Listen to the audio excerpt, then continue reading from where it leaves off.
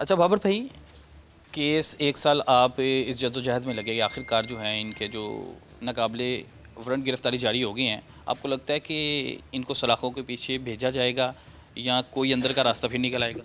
इसमें जी जो हमारी प्रोसीडिंग्स तो वो यही हैं। हमने एक प्राइवेट कंप्लेंट फ़ाइल की थी जो एडमिट हुए भी तकरीबन 1 साल हो गया है, 1 साल होने वाला है। अब मामला ये है कि राय फरारी तो वो ढूंढती है अब हर दफ़ा ही, और मामला भी इसी तरफ जा रहे हैं कि वो हर डेट पे जो एक बोगस और फेक मेडिकल दे देना, डेट्स लेनी।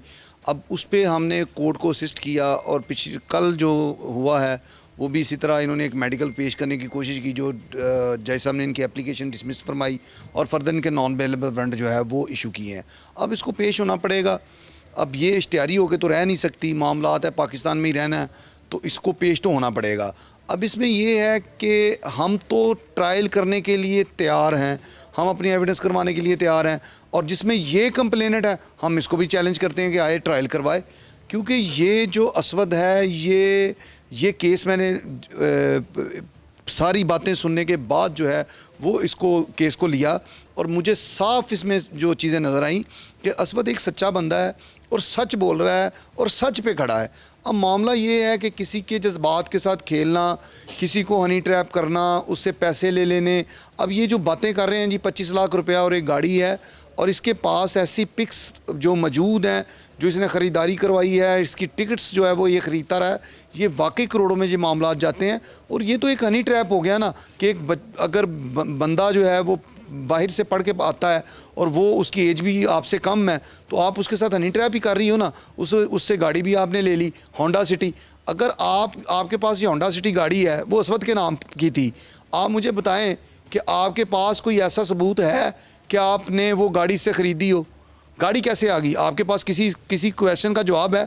अगर आपके पास जवाब होते तो आप मीडिया में आती, बात करती, तकरीबन एक साल हो गया, तकरीबन एक साल कोर्ट में हो आके गया। बात करती, तो आपके पास तो बड़ी ज़्यादा अपॉर्चुनिटीज़ हैं। कोर्ट में आके बात करती, आप अपने सबूत दें, गाड़ी की बाबत सबूत दे दें, पैसों की बाबत सबूत दे दें।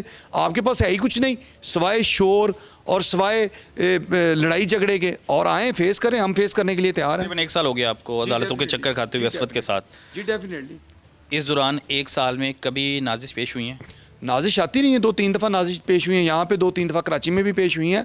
लेकिन वो पेश होना ही क्या पेश होना कि एक दफ़ा पेश होके फिर वो दरमियान में से फिर गायब हो जाती हैं। अब मामला ये है कि मेरी 15 साल स्टैंडिंग है और मैंने यही देखा है कि झूठा बंदा जो होता है ना वो डेफिनेटली रास्ता ढूंढता है, वो केस को डिले कर सकता है, लेकिन वो कानून के शिकंजे से नहीं बच सकता। अब आप भी अंदाज़ा लगा लें कि एक कराची में केस, वो एक लड़की है उम्मे रुबाब, शायद उसका चाचा कत्ल हुआ, उसके भाई कत्ल हुए, उसका वालिद कत्ल हुआ, उसका चाचा कत्ल हुआ और उसका एक भाई है या भतीजा कत्ल हुआ। वो 3 मर्डर किए। वो वडेरे थे कोई सिंध के, वो बेचारी नंगे पाँव फेस कर रही है। और वो जो वडेरे हैं वो हर जाके पेशी पर यही कोशिश करते हैं कि डेट हो जाए। वो भी तो लोगों के सामने है, उनका केस आज तक केस का फैसला नहीं हो सका। तो वहाँ पर भी वो जो झूठे हैं वो डेट्स ले रहे हैं, यहाँ पर भी वो जो झूठे हैं वो अपना लिंगर ऑन कर रहे हैं केस। लेकिन कहाँ तक जाएंगे वो? हम चल रहे हैं, हम फेस कर रहे हैं। आज नॉन बेलेबल वारंट निकले हैं ना, तो आगे भी इसमें प्रोसीडिंग करेंगे इंशाल्लाह। चलो जी, अल्लाह करे कि जो बिल्कुल सच पे हो उसको इंसाफ मिलना चाहिए, क्योंकि अदारे इसलिए बनाए गए हैं कि इंसाफ मिलना चाहिए। लेकिन एक बात मैं कहता चलूँ असवद भाई, आप हम लोग कि जितने भी आप एक्टर्स देख लें, जितने भी आप टिकटॉकर्स देख लें, कुछ भी देख लें, पहले ताल्लुकात रहते हैं, फिर जब एक दूसरे ताल्लुकात ख़त्म होता है फिर एक दूसरे पे कीचड़ उछाला जाता है। तो हम लोग अपनी जवान जो आने वाली नस्ल है उसको क्या पैगाम दे रहे हैं? सर हम उसको ये पैगाम दे रहे हैं कि अच्छी सोबत में रहें, अच्छी कंपनी में रहें, अच्छे दोस्त बनाएं, अच्छे लोगों पे एतबार करें, और जो बड़े समझाते हैं ना उनकी बातों पे अमल करें। अगर वो उनको कोई ठीक नहीं लगता तो उसके साथ मत उठे बैठें, क्योंकि कुछ लोग आपकी ज़िंदगी में आते हैं एज अ लेसन। तो वो लेसन क्या है, या तो अच्छा होगा मतलब फ़ायदा होगा, बुरा है तो आपको तबाह बर्बाद करेगा। तो सर बात यूट्यूबर्स की, टिकटॉकर्स या अदाकारों की नहीं है, बात है कि एक मछली सारे तालाब को गंदा करती है। बहुत अच्छे अच्छे अदाकार भी हैं, बहुत अच्छे अच्छे यूट्यूबर्स भी हैं, बहुत अच्छे अच्छे टिकटॉकर्स भी हैं। लेकिन मैं किसी एक पे तनकीद कर रहा हूँ जिसने मेरे साथ जुल्म किया, तो मैं पूरी फील्ड को गंदा नहीं कह सकता। इस खातून की तो ट्रेल हिस्ट्री है ना, मुझसे पहले कई टारगेट बन चुके हैं। अब सर अगर मैं खामोश हो जाता तो कल को अगर मेरी जगह कोई और होता और 1 साल बाद ये एक्सपोज ना होती इदारों से या मीडिया से या केसेस से और मैं चुप कर जाता, तो क्या वो आने वाला जो बंदा जिसको ट्रैप करती, अगर वो कर लेता तो क्या आवाम के लिए सबक जाना था? अभी मैं देख रहा हूँ कि वो अक्सर औकात शोज़ पे आती हैं, वो तो उन्हें जैसे कोई फ़र्क नहीं पड़ता है, या वो बिल्कुल मुस्कुरा रही है, उनके चेहरे पे कोई परेशानी नहीं है। लेकिन एक तरफ मैं आपको देखता हूँ तो आप फ़िलहाल अभी भी डिप्रेशन में लगते हैं। सर देखें, मैं परेशान तो हूँ, इसमें तो कोई डाउट नहीं है। जो शोज़ आप उसके देख रहे हैं पुराने हैं, 2023 के हैं, 2024, 2025 और अब 26 आने वाला है। ना वो कोई ड्रामे में आ रही है, ना वो कोई टीवी शो में आ रही है, ना वो किसी पॉडकास्ट में आ रही है। वजह क्या है कि उसकी जो मामलात हैं मंजर आम पे आ चुके हैं। उसने मेरे साथ नहीं, फील्ड के लोगों के साथ भी यही मामलात किए हैं, धोखेबाजी, चकमा, फ्रॉड, XYZ। तो जिस वजह से वो अब मीडिया में जो अदाकारी करती थी अब वो नहीं रही उस ओहदे पे, काम भी नहीं मिल रहा। काम भी नहीं मिल रहा। अब इसमें ज़िम्मेदार मैं नहीं हूँ, अल्लाह माफ़ करे, मैं कौन हूँ किसी की रोज़ी रोटी बंद करने वाला? ये मेरे अल्लाह पाक का मकाफ़ात अमल है।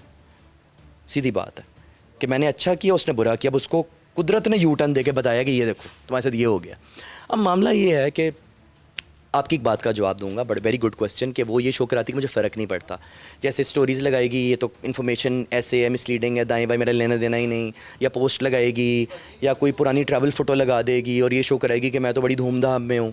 सर वो ना एक एक्ट्रेस बनने से पहले ना माहिर नफ्सियात थी, शी वॉज अ साइकोलॉजिस्ट। उसको पता है कि किसको क्या बात करनी है। इदारे, मीडिया, अवाम जो मर्ज़ी बोलती रहे, उसने ये शो कराना है कि मेरी ज़िंदगी तो बड़ी सुकून में, मुझे तो केसेस से फ़र्क ही नहीं पड़ता, लेकिन अंदर से शी इज़ वेरी डिस्टर्ब्ड। ये मैं आपको पते की बात बता रहा हूँ, उसके साथ के सर्कल की मैं रिपोर्ट आपको दे रहा हूँ, बहुत ज़्यादा डिस्टर्ब है। लेकिन अगर डिस्टर्ब है तो फिर आई एम श्योर कोई वे आउट निकालती, नहीं निकाल रही तो वो ये डिस्टर्बेंस अपने लिए खुद कॉज कर रही है। तो ये चीज़ है। अच्छा जी, इतने मामलात के बाद भी असवद ने फिर एक पैगाम भेजा नाजिश के नाम के वो मुझसे रब्ता करें डायरेक्टली, ना कि लोगों के ज़रिए मेरे तक पैगाम पहुँचाए। तो इंशाल्लाह हम लोग बैठ के कोई दरमियान का रास्ता निकालेंगे। होना ये चाहिए, बैठें, सुलह हो, और नौजवान जो नस्ल है उनको अच्छा पैगाम दे, क्योंकि आप उनके हीरो हीरोइन रहे हैं, लोग आपको पसंद करते थे। लेकिन अगर आप लोगों को ये पैगाम देंगी या लोगों को हैंडी ट्रैप करेंगी, लोगों को इस्तेमाल करके फेंकेगी, तो फिर जो आपको इज़्ज़त की निगाह से देख रहे हैं किस निगाह से देखेंगे। अपने मेज़बान को दीजिए इजाज़त, फिर मिलेंगे। अल्लाह हाफ़िज़।